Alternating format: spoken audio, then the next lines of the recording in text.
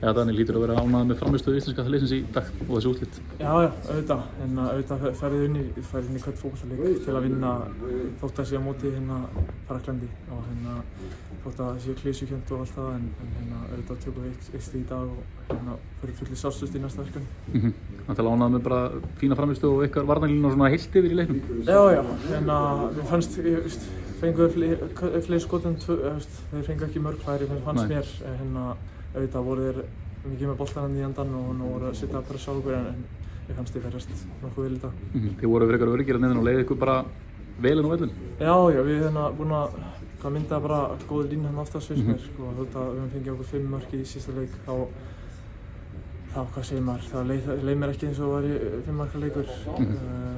Talaði um XG og allt það í sísta leik en sýndi bara í dag að við erum með mjög gott lið og fannst þið vera bara betri með hverju leiknum.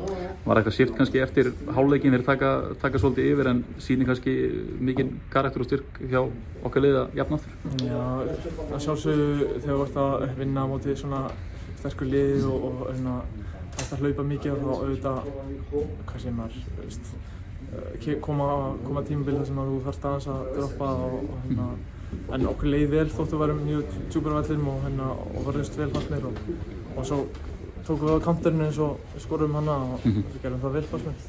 Og draumurinn ennþá á lífi? Já, þetta er ennþá í okkar höndum held ég og við ætlum bara að sýna það í nóvember að við ætlum okkur lengra. Heldur betur, takk hérlega.